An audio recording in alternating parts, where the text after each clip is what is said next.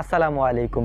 সাকিব আল হাসান গতকালকে বাংলাদেশ এবং আয়ারল্যান্ডের মধ্যকার প্রথম টি-20 ম্যাচে তিনি ডাগ আউটে বসে পানি খাচ্ছিলেন বা শরবত খাচ্ছিলেন। এটা তো খুবই স্বাভাবিক একটা ব্যাপার, তাই না? কিন্তু সমস্যাটা হচ্ছে এখন রমজান মাস চলছে, মানে রোজার দিন সোজা কথা। তো এখন প্রশ্ন উঠেছে যে কেন সাকিব আল হাসান রোজা রাখেননি। সাকিব আল হাসান কেন রোজা রাখেননি এটা নিয়ে আমার ব্যক্তিগত কোনো সমস্যা নেই, কারণ তিনি রোজা রাখেননি এটা তার ব্যক্তিগত ব্যাপার। তিনি রোজা রাখেননি, তিনি তার জবাব আল্লাহ তাআলার কাছে দিবেন, এটা সম্পূর্ণই তার ব্যাপার এবং তার সৃষ্টিকর্তার ব্যাপার। এখানে এগুলি নিয়ে আমার কোনো মাথা ব্যথা নেই। কিন্তু যেহেতু এটি একটি আন্তর্জাতিক ম্যাচ এবং সাকিব আল হাসান একজন আন্তর্জাতিক মানের খেলোয়াড় এবং এই খেলাটি সারা বিশ্বের মানুষ দেখছে এবং অন্যান্য দেশের মুসলমানরাও দেখেছে, তিনি রোজা রাখবেন কি রাখবেন না এটা তার একান্তই ব্যক্তিগত ব্যাপার। এ বিষয় নিয়ে কারো কোনো মন্তব্য থাকা উচিত না। কিন্তু সমস্যাটা অন্য জায়গায়। সমস্যাটা হচ্ছে যখন আন্তর্জাতিক একটি ম্যাচে কোনো আন্তর্জাতিক মানের একজন প্লেয়ার এরকম করে প্রকাশ্যে তিনি যখন পানাহার করেন, খাওয়া দাওয়া করেন বা পানি খান, তখন সেটি অবশ্যই রমজানের পবিত্রতা লঙ্ঘন হয়। তবে আমরা এটাও জানি যে বাংলাদেশ দলে যারা খেলেছেন তাদের মধ্যে হয়তো অনেকেই হয়তো রোজা ছিলেন না, কিন্তু তাদের কারো কথাই আসেনি, কারণ তাদের কাউকেই প্রকাশ্যে পানাহার করতে দেখা যায়নি।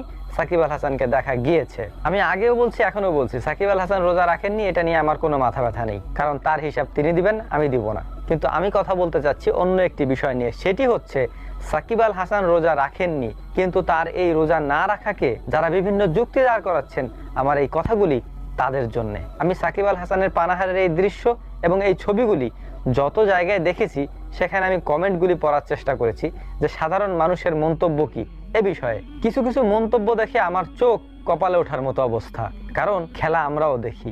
যদি আমি খেলা না দেখতাম তাহলে এই দৃশ্য হয়তো আমি দেখতাম না। এইসব পিকচার এবং ভিডিওর নিচে গিয়ে অনেকে কমেন্ট করছেন যে তুমি কি জানো খেলা কতটা কষ্টের, রোজা রেখে ক্রিকেট খেলা যায়। আমি অবাক হলাম এই ধরনের কমেন্ট দেখে, এবং পজিটিভভাবে যারা এই বিষয়গুলিকে উপস্থাপন করার চেষ্টা করছেন এবং তারা বলছেন তুমি কি জানো যে খেলা কতটা কষ্টের, রোজা রেখে কি খেলা যায়। একটাবার চিন্তা করে দেখেছেন আপনি কি বলছেন? এই পৃথিবীর সমস্ত খেলাকে একত্রিত করলে, এই পৃথিবীর সমস্ত খেলোয়াড়দের একত্রিত করলে, এই পৃথিবীর সমস্ত খেলোয়াড়দের টাকা পয়সা ধন দৌলত সমস্ত কিছু একত্রিত করলে আল্লাহ তাআলার একটি ফরজ বিধানের সমান হবে? বলেন তো। রোজা একটি ফরজ বিধান, আপনি না পালন করতে পারেন সেটা ভিন্ন কথা, কিন্তু আপনাকে তো সেটার পবিত্রতা রক্ষা করতে হবে। কিন্তু আপনি সাফাই গাচ্ছেন যে তুমি কি জানো খেলাটা কত কষ্টের, রোজা রেখে খেলা যায়। এই কথা বলার আগে একটাবার চিন্তা করা উচিত ছিল যে আমি কি বলছি। আল্লাহর হুকুমের বিরুদ্ধে কথা বলছি, আল্লাহ তাআলার ফরজ বিধানের বিরুদ্ধে কথা বলছি, কারণ এই পৃথিবীর সমস্ত কিছুকে একত্রিত করলেও আল্লাহ তাআলার একটি ফরজের সমান হবে না। এটা আপনি না জানলে জেনে নেন। ভাই, আপনি আমার থেকে খেলার অতটা বেশি ভক্ত না, ঠিক আছে?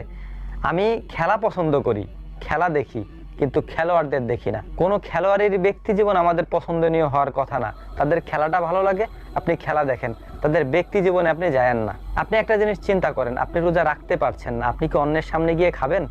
খেতে পারবেন না, কারণ আপনার মধ্যে ওই ভয়টা কাজ করে, হায় রে আমি তো রোজা রাখতে পারতেছি না, অন্য যারা রোজা রাখছে আমি তাদের সামনে যে কিভাবে খাই, একটা লজ্জাবোধ তো নিজের মধ্যে কাজ করবে। সেই জিনিসটাকে যদি আপনি প্রোটেক্ট করতে চান তাহলে মনে রাখেন আল্লাহ তাআলার কোনো একটা বিধানকে যদি আপনি অস্বীকার করেন তাহলে আপনি আর মুসলিম থাকলেন না, আপনি কুফরি করলেন। আর কুফরি করলে কোনো মানুষ মুসলমান থাকে না। ভাই, আবারও বলছি, খেলা ভালো লাগে, আবেগ দিয়ে খেলা দেখেন, দেখেন কোনো সমস্যা নাই, কিন্তু আবেগটা যখন ইসলামের বিরুদ্ধে চলে যাবে তখন আপনার আবেগকে সম্মান করার কোনো গুঞ্জায় সেই আমার নাই। তবে এইসব কথাগুলি যারা বলেন, যারা এই কমেন্টগুলি করেন, তারা বেশিরভাগই অল্প বয়সী মানুষ।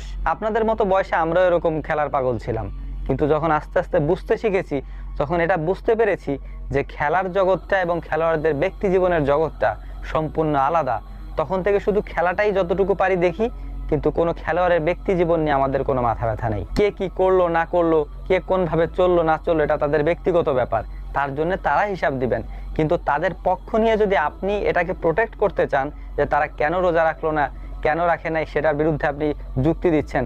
আচ্ছা, আপনার যুক্তির বিরুদ্ধে যদি আমি একটা যুক্তি আপনাকে দাঁড় করাই দেই, মরক্কোর খেলোয়াড়রা কয়েকদিন আগে যে ফুটবল খেললো, 90 মিনিট টানা দৌড়াইতে হলো তাদেরকে, তারা রোজা রেখে ফুটবল খেললো, তাই না?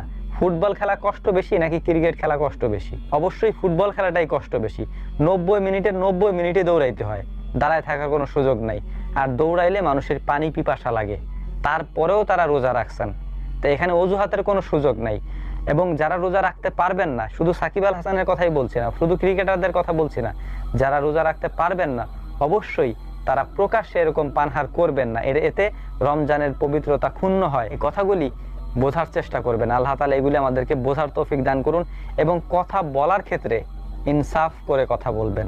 ঠিক আছে? এই যে সাকিব আল হাসানকে নিয়ে আমরা কথা বলছি, তাকে নিয়ে ট্রল করছি, তিনি কেন পানি খেলেন, তিনি কেন এটা করলেন ওইটা করলেন, এখানেও রমজানের এক ধরনের পবিত্রতা রয়েছে। কথা বলার ক্ষেত্রে, মানুষকে কটাক্ষ করার ক্ষেত্রে ইনসাফ করে করেন, এইটা যেন গুনাহের পর্যায়ে চলে না যায়। একজন মানুষকে আপনি বলেন, কিন্তু সেটা ইনসাফের পর্যায়ে রেখে বলেন, যাতে গুনাহের পর্যায়ে না যায়। আশা করি বুঝতে পেরেছেন। আল্লাহ তাআলা এগুলি আমাদেরকে বোঝার তৌফিক দান করুন। ওয়া মা তাওফীকি ইল্লা